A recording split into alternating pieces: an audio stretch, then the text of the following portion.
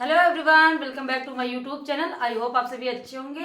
आप सभी के लिए वेरी इंपॉर्टेंट सीरीज आज मैं लेके आई हूँ, जो कि आपकी यूनिट लॉजिकल रीजनिंग से रिलेटेड है। आपको ये पता है कि इस यूनिट से आपके 5 क्वेश्चन पूछे जाते हैं, जो कि काफ़ी इजी है, क्योंकि आपको ये पता है कि इसमें कुछ कंटेंट है। अगर आपने उसको क्लियर कर लिया, अच्छे से आपको समझ में आ गया, तो आप पूरे पूरे 5 क्वेश्चन कर सकते हैं, अटेम्प्ट कर सकते हैं और 10 मार्क्स अपने गेन कर सकते हैं, जो कि काफ़ी मतलब लॉजिकल है। क्योंकि आप अगर 10 मार्क्स गेन कर पाएंगे तो आपका नेट भी क्लियर हो जाएगा। अगर 10 मार्क्स यहाँ पर रुक रहे हैं तो आपका जीआरएफ भी रुक सकता है। तो 10 मार्क्स काफ़ी इंपॉर्टेंट है, जो कि इस वीडियो से आप पूरे के पूरे गेन कर पाएंगे। स्टार्ट करते हैं अपने पहले क्वेश्चन से। अगर आप मेरे सेशन पे नए आए हैं तो चैनल को सब्सक्राइब जरूर करिएगा। वीडियो अच्छी लगे तो प्लीज़ आप लाइक जरूर करिएगा। तो पहला क्वेश्चन है आपका, निम्नलिखित में से कौन सा अनाकारिक तर्क दोष है? हमारे देश में वर्षों से उच्च शिक्षा की गुणवत्ता गिरती जा रही है, इसलिए हम निसंदेह रूप से निष्कर्ष निकाल सकते हैं कि विश्वविद्यालय के शिक्षक इन दिनों अपना कार्य नहीं कर रहे हैं। ये स्टेटमेंट है, इसमें से किसका ये उदाहरण या एग्जाम्पल है? तो ये आपकी थ्योरी दी है, कंटेंट दिए हैं, इनसे रिलेटेड ये आपके ऊपर से थ्योरी है, एग्जाम्पल आपका दिया हुआ है। तो मिथ्याकरण तर्क दोष है, या फिसलन युक्त ढलान है, या अविचारी सामान्यीकरण है, या घास पुतला? तो इसका राइट आंसर मैं आपको पहले बता रही हूँ, इसका राइट आंसर आपका मिथ्याकरण दोष है।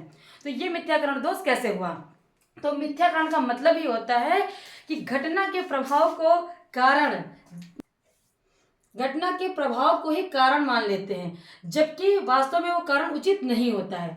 मिथ्याकरण का मतलब यही होता है कि घटना के प्रभाव को कारण मान लेते हैं, जबकि वो कारण उचित नहीं होता है। तो इसमें क्या है, इसका अर्थ कैसे हुआ? क्योंकि वर्षों से पहले की शिक्षा अच्छी नहीं थी, लेकिन उसको हमने अभी प्रेजेंट में थोप दिया, जबकि कारण पहले कुछ और होंगे और इस समय के कारण कुछ और होंगे। ठीक है, इसी वजह से मिथ्याकरण है, मतलब ये झूठ है, ये गलत है, तो मिथ्याकरण हो जाएगा। अगर ऐसे क्वेश्चन आपको एग्जाम में देखने को मिल रहे हैं कि पहले की थ्योरी और अब की थ्योरी में उनको रिलेट किया जा रहा है, लेकिन कारण अलग अलग हैं। ठीक है, और फिसलन युक्त ढलान क्या होती है?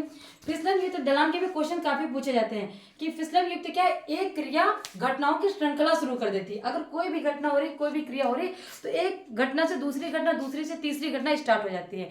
जैसे कि आपको बताया गया कि विश्वविद्यालय या रूम में आपको बताया गया रेप के बारे में, तो आप ये है कि रेप के बारे में आप उसको पता करने की कोशिश करने लगते हो। ये है कि आपने उस चीज़ को डीप में ले लिया, आपने किया ये कैसे होता है, ये क्यों होता है, इसमें क्या है, तो आप अपने मेन मुद्दे से भटक गए, अपनी पढ़ाई से भटक गए, आप अपने घर पे रहने लगे, उस चीज़ के बारे में कारण कथा जानने लगे। तो ये हुआ कि एक घटना तो आपको बताएगी, लेकिन आप उससे रिलेटेड अपनी कई चीज़ में ऐड हो गए, उस चीज़ को आप छोड़ चुके हैं, तो फिसल गए, उस चीज़ से अलग हो गए। ठीक है, ये आपको फिसल, इससे भी क्वेश्चन काफ़ी पूछे जाते हैं। तो सेकंड क्वेश्चन है आपका, देखिए ये भी, इससे भी क्वेश्चन, ये स्टेटमेंट से भी क्वेश्चन ज्यादा पूछे थे कि घास पुतला क्या है। घास पुतला का होता है कि अपने मन में कोई भी हल्की फुल्की अपनी विचारधारा दिमाग में अपने समेट ली, लेकिन उसका प्रेजेंट में अगर हम यूज करेंगे तो उसका कोई लॉजिक ही नहीं बन रहा है। हमने कुछ मान लिया कि अगर हम ऐसा करते हैं, अगर हम आसमान में उड़ रहे हैं तो हमने कोई जैकेट पहन लिया तो हम धरती पे नहीं गिरेंगे, लेकिन अगर उसको वास्तव में इसको हम रिलेट करते हैं, अगर ये करते हैं तो उसका कोई मतलब नहीं। अगर हमने ऐसा सपना देखा, कोई मतलब ही नहीं ऐसे सपने का। तो घास पुतला का मतलब यही होता है कि उसका कोई दूर दूर तक कोई मतलब नहीं है इस थ्योरी का, जो हमने मन में अपने विचार लाए हैं। उसके बाद सेकंड क्वेश्चन है आपका, यदि इस प्रतिज्ञाप्ति कोई भी स्तनधारी जलीय पशु नहीं है, अच्छे से पढ़िएगा, ध्यान से क्वेश्चन पढ़िएगा, इसी में आंसर है कि यदि इस प्रतिज्ञाप्ति कोई भी स्तनधारी जलीय पशु नहीं है को सत्य के रूप में दिया गया है, इस पे अंडरलाइन कर रही हूँ, इसी से आपका आंसर निकलेगा कि को सत्य के रूप में दिया गया है। तो इससे निम्नलिखित में से कौन सी प्रतिज्ञाप्ति प्रत्यक्ष रूप से अनुमान किया जा सकता है कि ऐसा ही लिखा हुआ है और ऐसे ही आपको इसमें ढूंढना है आंसर में। इसका मतलब यही होता है, प्रत्यक्ष रूप से और सत्य के रूप में दिया हुआ है, तो आपको आंसर ऐसे निकालना है। कोई भी स्तनधारी जलीय पशु नहीं है, तो कुछ स्तनधारी जलीय पशु नहीं है, कुछ जलीय पशु स्तनधारी हैं, कुछ स्तनधारी गैर पशु हैं और कुछ गैर स्तनधारी जल में वास करते हैं। तो अब देखिए, इससे रिलेटेड कोई भी आपको दिख रहा है कि इसी टाइप का कहीं भी नीचे दिया हुआ है। ठीक है, तो आपको मिलिए कुछ जलीय पशु स्तनधारी हैं, कुछ जलीय पशु स्तनधारी हैं, तो कोई भी स्तनधारी जलीय पशु नहीं है, नहीं कर रहा है, तो ये एकदम गलत हो गया। कुछ स्तनधारी गैर पशु हैं, कुछ स्तनधारी गैर पशु हैं, मतलब नहीं है, ये भी नहीं, कुछ में नहीं बन रहा है। कुछ गैर स्तनधारी जल में वास करते हैं, ये तो कहीं दूर दूर से नहीं मिल रहा है। तो कोई भी स्तनधारी जलीय पशु नहीं है, तो कुछ स्तनधारी जलीय पशु नहीं है। एक ही टाइप में मिल रहा, कोई नहीं है तो कुछ नहीं है, तो ये आपका राइट हो जाता है। अगर ऐसे करके क्वेश्चन आता है तो आप कोई कोई अगर मिल रहा है तो राइट होगा, नहीं तो कुछ पे आप चले जाइएगा, कुछ वाला आंसर हमेशा राइट होता है। ये इसकी एक ट्रिक हो गई है। उसके बाद नेक्स्ट क्वेश्चन है आपका, वेरी इंपॉर्टेंट है, ये आया हुआ है क्वेश्चन आपका 2022 में, दिसंबर 2022 का ये क्वेश्चन मैंने लिया है। NEP 2020 के अनुसार सभी उच्च शिक्षा संस्थानों HEI जिसको बोलते हैं को बहुविषयक होने तथा अधिकाधिक विद्यार्थियों के पंजीकरण का लक्ष्य किस वर्ष तक प्राप्त करना होगा? 2040 तक, 2035 तक, 2025 तक या 2045 तक? तो आपका ये राइट आंसर इसमें हो जाता है 2040 तक।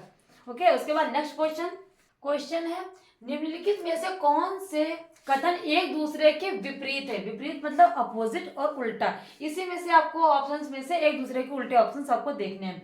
जैसे पहला ऑप्शन है सभी वस्तुएं नश्वर हैं, तो अब इसी का आपको उल्टा देखना है। या कुछ वस्तुएं नश्वर हैं या कुछ वस्तुएं नश्वर नहीं है, कोई भी वस्तु नश्वर नहीं है। इसमें से अपोजिट एक दूसरे का सबसे सटीक आंसर आपको कौन सा लग रहा है? तो आप बताइए, क्योंकि इसमें एक आपका राइट होगा और उसी का एक दूसरा अपोजिट होता है, इसमें दो आंसर आपके सही होंगे। तो मैं आपको राइट आंसर बता दूंगी, सभी वस्तुएं नश्वर हैं, तो इसका अपोजिट हो जाएगा कोई भी वस्तु नश्वर नहीं है। तो आपका ये एक राइट हो जाता है, दूसरा आपका ये हो जाता है कोई भी। तो इसमें कौन सा ऑप्शन आपका सही है? ACAD, ये आपका हो जाएगा सेकंड वाला ऑप्शन राइट। अब इसमें क्या करना है, ऐसे ही सिंपल होते हैं। अपोजिट का मतलब है एक दूसरे के एकदम विपरीत आपको आंसर इसी में ऐड करने होते हैं, ढूंढने होते हैं। सेकंड क्वेश्चन है आपका, ऐसा नहीं है कि लॉजिकल रीजनिंग के क्वेश्चन है, उसमें भी कुछ इंपॉर्टेंट क्वेश्चन है जो कि मैंने इस वीडियो में इंक्लूड कर लिए हैं। अब ये मत सोचिए कि मैम ने ये तो लॉजिकल रीजनिंग का क्वेश्चन नहीं है, फिर भी मैम ने बता दिया है। ओके, तो इंपॉर्टेंट क्वेश्चन है, इस वजह से मैंने इसमें इंक्लूड किया है। तो क्वेश्चन है हमारा, मैंने जब फोन पर अपने मित्र से उसके आवास पर जाने के मार्ग के बारे में पूछा तो भारतीय तर्कशास्त्र के न्याय संप्रदाय के अनुसार मेरे मित्र ने जो कहा उसे सुनने मैं इस पे अंडरलाइन करना चाहूंगी, सुनने और समझने के लिए मेरे द्वारा निम्नलिखित में से ज्ञान के किस साधन का उपयोग किया गया है? ये आपका क्वेश्चन में मैंने अंडरलाइन कर दिया क्योंकि यही इसका क्लू एक निकल रहा है। अब बताइए आंसर क्या होगा? प्रत्यक्ष होगा, अनुमान होगा, अर्थापत्ति होगा, शब्द होगा। इसमें क्या मीनिंग होता है? वैसे तो इसका राइट आंसर प्रत्यक्ष होगा। अब प्रत्यक्ष कैसे होगा? प्रत्यक्ष का मतलब होता है प्रति प्लस अक्ष। प्रति का मतलब होता है हमारे सामने और अक्ष का मतलब है हमारी इंद्रिया। तो हमारी इंद्रिया क्या, वैसे तो प्रत्यक्ष का मतलब यही समझते हैं कि हमारे जो सामने वही, लेकिन इस पे यहाँ पे अर्थ क्या निकल रहा है प्रत्यक्ष का, कि हमारी कोई भी इंद्रिय हो। इंद्रिया हमारी कितनी, वैसे 5 इंद्रिय होती हैं, आंख, नाक, कान, जीभ और हमारी ये त्वचा। तो इसमें कौन सी इंद्रिय हमारी काम करी है? जब हम फोन पे बात कर रहे हैं तो हमारी कौन सी, कान की, सुनने की इंद्रिय हमारी काम करी है ना। तो प्रत्यक्ष का मतलब है कोई भी इंद्रिय हमारी काम करी है, उसी के अकॉर्डिंग हमने इमेजिन कर लिया। उसने फोन पे बताया हमको रास्ता, जैसे कि उसने रास्ता, मार्ग आने का रास्ता पूछा तो हमने इमेजिन कर लिया, कान से सुना, इमेजिन कर लिया इस रास्ते से हमको जाना है। तो हमारा राइट, इसी वजह से हमारा आंसर ये प्रत्यक्ष हो गया। अनुमान मैंने कोई गेस नहीं किया क्योंकि उसने बताया, हमारी इंद्रिय एक्टिव हुई है। ठीक है, अर्थापत्ति शब्द, कोई भी शब्द इसमें से नहीं हो रहा है। ठीक है, नेक्स्ट क्वेश्चन है, विगत कुछ वर्षों में, इंपॉर्टेंट क्वेश्चन है, वेरी वेरी इंपॉर्टेंट, विगत कुछ वर्षों में खबरों में रहने वाले शब्द मेज, पेट्या और वन्नाक्राई निम्नलिखित में से किसके संबंधित है? मोबाइल ऐप है ये। अब अगर आप सब लोग ही एंड्रॉइड मोबाइल चलाते हैं तो सबको पता है ये कोई मोबाइल ऐप नहीं है। मोबाइल ऐप है, क्रिप्टो करेंसी है, ये साइबर हमले है या आभासी यथार्थ है? तो आपका ये है साइबर हमले। ये क्या है आपके, ये वर्ड जो है आपके साइबर हमले हैं। नेक्स्ट क्वेश्चन है आपका, निम्नलिखित युक्ति में कौन सा अनाकारिक तर्क दोष किया गया है? अनाकारिक तर्क दोष किया गया है।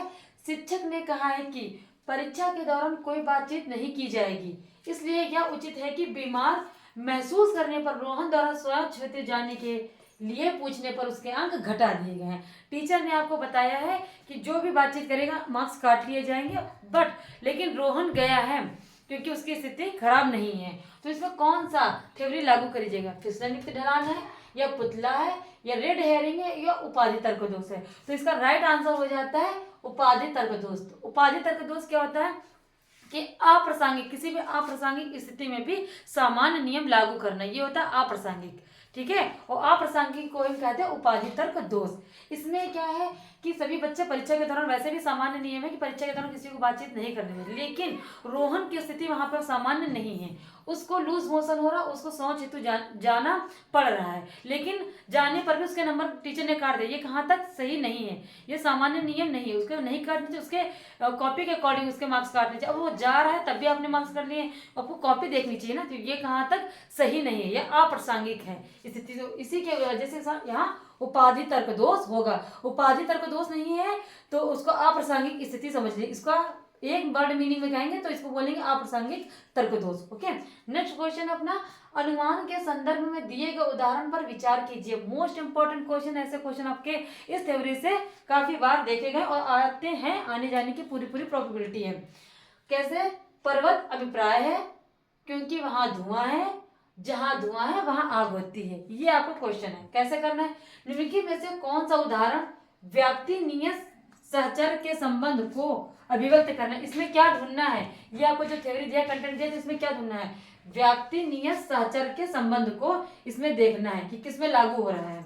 ऑप्शन है आपके, पर्वत और अग्नि के मध्य नियत सहचर का संबंध है, पर्वत और धुएं के मध्य नियत सहचर का संबंध है, अग्नि और धुएं के मध्य नियत सहचर का संबंध है, अनुग्रह ग्राही और धुएं के मध्य सहचर है। तो आप इसी में समझ गए होंगे किससे किसका सही से संबंध रिलेटेड हो रहा है। ठीक है, आपको नियत का मतलब है कि हाँ नेचुरल है, जो कि पॉसिबल हो सकता है, इसके साथ यही होता है। जैसे पानी, बर्फ, बर्फ से पानी बनता है और पानी से ही बर्फ बनता है, दोनों सही हैं, जो हो सकती है, जो नेचुरल है चीजें। और नियत सहचर का मतलब होता है सहसंबंध, एक दूसरे का एक साथ संबंध होता है। तो पर्वत और अग्नि के मध्य संबंध ये हम कर सकते हैं, लेकिन ऐसा होता नहीं, नेचुरल टाइप है, नियत होता नहीं है। पर्वत पर धुएं मान सकते हैं, कोहरे से उस पर धुएं जैसा लग रहा, फॉग जैसा लग रहा, लेकिन ऐसा होता नहीं। क्या होता है? अग्नि और धुएं का, जहां कहते हैं धुआं है वहां आग जरूर होगी, जहां आग है वहां धुआं जरूर होगा। ये पूरा नियत, ये इनका नेचुरल संबंध है। अनुभव ग्राही और धुएं के मध्य सहचर का संबंध ऐसा नहीं हो सकता। तो राइट है, अगर ऐसा क्वेश्चन पूछा तो आपको ऐसे आंसर निकालना होगा। आई होप आप सभी को वीडियो अच्छी लगी है, तो वीडियो अच्छी लगी तो प्लीज लाइक जरूर करिएगा। इसके आगे का सेशन हमारे नेक्स्ट वीडियो में देखने को मिलेगा। Thank you for watching my video.